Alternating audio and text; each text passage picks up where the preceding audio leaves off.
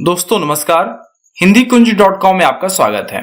आज हम बात करने चल रहे हैं एनसीईआरटी रिमझिम कक्षा 2 की कविता बहुत हुआ के बारे में। बहुत हुआ कविता में कवि ने बारिश के कारण बच्चों को होने वाली कठिनाइयों का वर्णन किया है। बच्चे कुछ बादल से इस तरह प्रार्थना कर रहे हैं कि कविता का पाठ यदि हम करते हैं तो कुछ इस तरह है कि बादल भैया बहुत हुआ, कीचड़ कीचड़ पानी पानी, जहां सभी को आई नानी, सारा घर दिन रात चुआ, जाएं कहां कहां पर खेलें, घर में फंसे बोरियत झेलें, ज्यों पिंजरे में मौन सुआ, सूरज दादा धूप खिलाएं, ताल नदी सड़कों से जाएं, तुम भी भैया करो दुआ। तो कविता में कवि ने बताया कि बच्चे बारिश के कारण बहुत ही परेशान हो गए हैं और इतनी ज्यादा बरसात हो गई है कि आम जनता भी परेशान हो गई है। हर जगह कीचड़ कीचड़ और पानी भर गया है। घर की छत टूटी फूटी होने के कारण वह भी सारी रात चूती है।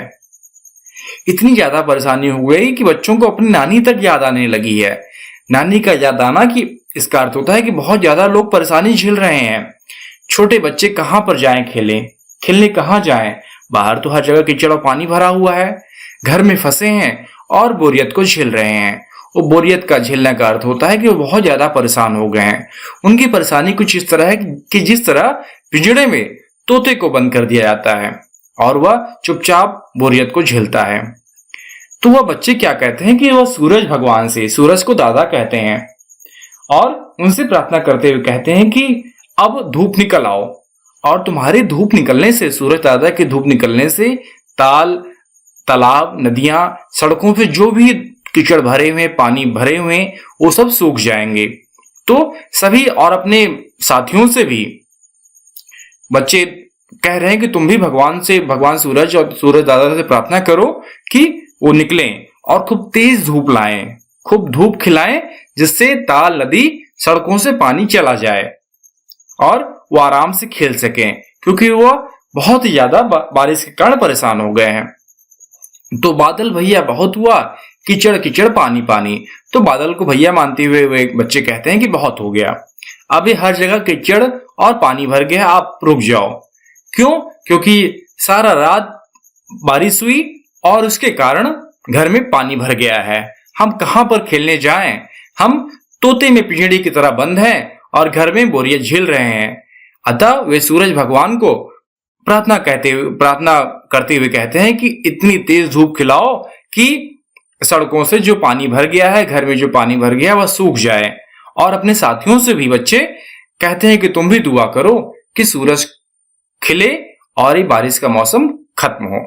तो आशा करता हूं कि आपको कविता समझ में आ गई होगी। अब हम लोग प्रश्न अभ्यास की तरफ जाते हैं कि जो उसमें प्रश्न दिए गए हैं। अब देखिए, बरसात, बारिश कहने पर तुम्हारे मन में कौन कौन से शब्द आते हैं? सोचो और लिखो। तो यहाँ पे इसका अर्थ है कि यदि हम बारिश शब्द कहते हैं तो आपके मन में कौन कौन से शब्द ख्याल में आते हैं? अब देखिए, बारिश कहने पर मेरे मन में आप लिख सकते हैं कि बारिश कहने पर मेरे मन में कागज की नाव, छाता, गली में कीचड़, भीगे कपड़े और सूरज का न निकलना आदि शब्द आते हैं। तो दूसरा प्रश्न है, जब बहुत बारिश होने लगती है तब तुम कहां खेलती हो? कौन कौन से खेल खेलती हो? जब बहुत बारिश होने लगती है तो मैं घर पर ही रहती हूँ और घर में मैं अपने छोटे भाई बहनों के साथ लूडो, शतरंज, कैरम बोर्ड, लुका छुपी आदि खेल घर में खेलती हूँ।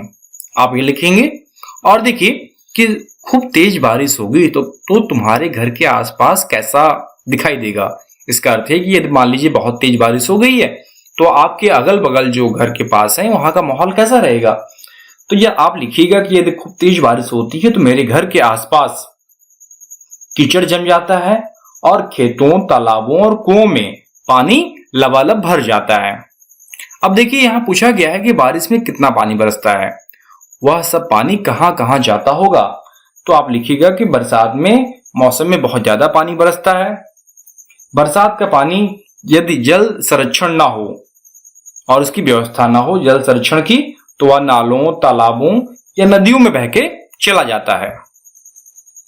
अब देखिए ये सब बारिश से बचने के लिए क्या करेंगे बताओ। लोग क्या करेंगे, लोग अब बारिश से बचने के लिए अपने घरों में छिप जाएंगे, घरों में बैठेंगे क्योंकि उनका पक्का मकान होता है। कबूतर किसी घर के खिड़की के पास या अपने घोंसले में रहेंगे, केचुआ वह नीचे जमीन में घुस जाएगा, कुत्ता या तो पेड़ों के नीचे बैठेंगे या फिर अपने मालिक के घर के अंदर रहेंगे। मछली को पानी से कोई फर्क नहीं पड़ता, बल्कि वह पानी से प्रेम करती है तो उसे बहुत ही आनंद आएगा। मोर तो खुद पानी की कामना करते हैं, मोर पानी को चाहते हैं और उसके लिए नाचते भी हैं। जब बहुत ज्यादा पानी बरसता है तो वह पेड़ों के झुरमुट में छिप जाएंगे। तो आप ये लिखिएगा। अब देखिए, बहुत हुआ। बड़े लोग ऐसा कब कहते हैं? बहुत हुआ, अब चुपचाप बैठो। तो आप लिखिएगा कि बड़े लोग ऐसा कब कहते हैं? तो जब हम बहुत ज्यादा शोरगुल करते हैं।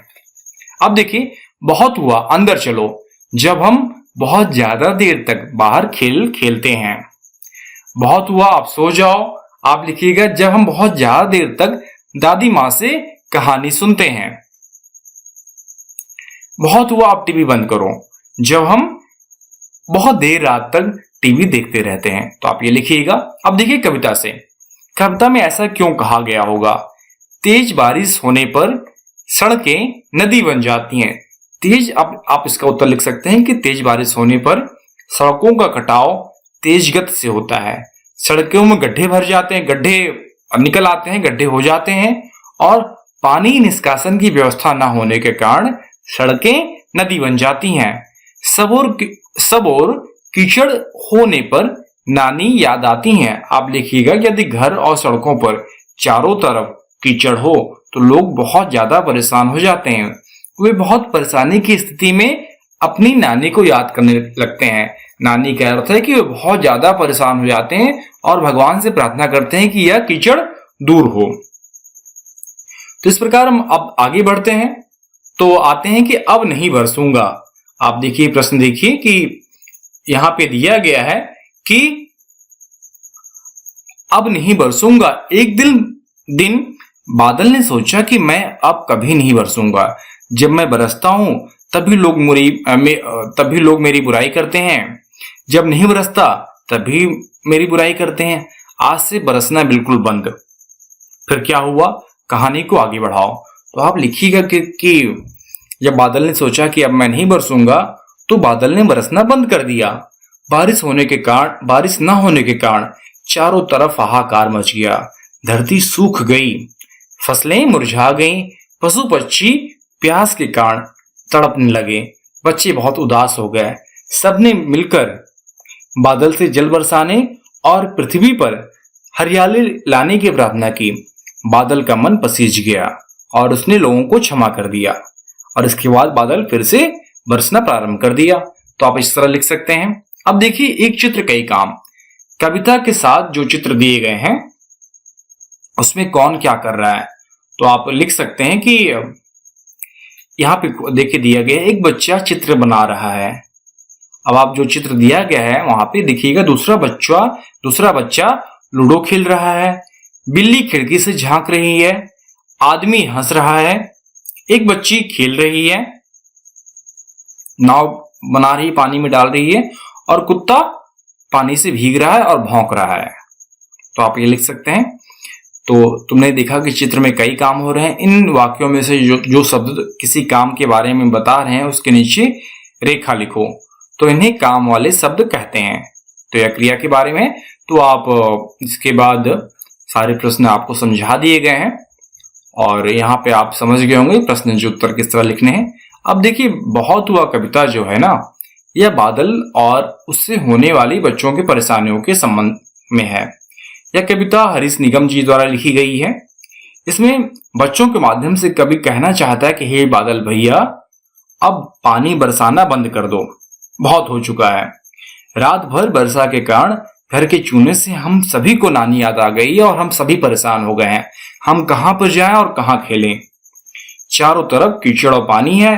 घर में फंसकर हमारी स्थिति पिंजड़े में बंद तोते की तरह हो गई है। सुआ का अर्थ होता है तोता। बच्चे सूरज को दादा मानते हुए प्रार्थना करते हैं कि वह जल्दी धूप खिलाए। बच्चे अपने दोस्तों से भी कहते हैं कि तुम भी सब मिलकर सड़कों से पानी हटने और हर जगह बारिश हटने की प्रार्थना करो। तो इस तरह यह कविता समाप्त होती है। तो आशा करता हूं कि बहुत हुआ कविता आप सभी को समझ में आ गई होगी। आपके जो प्रश्न उत्तर यहाँ दिए गए हैं आपको समझा दिए गए हैं।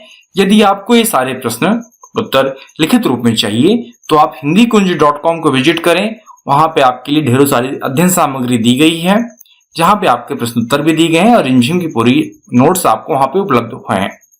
तो आशा करता हूं कि आपको वीडियो बहुत पसंद आया होगा। धन्यवाद दोस्तों, हिंदी कुंज चैनल को सब्सक्राइब करें और बेल आइकन को प्रेस करें।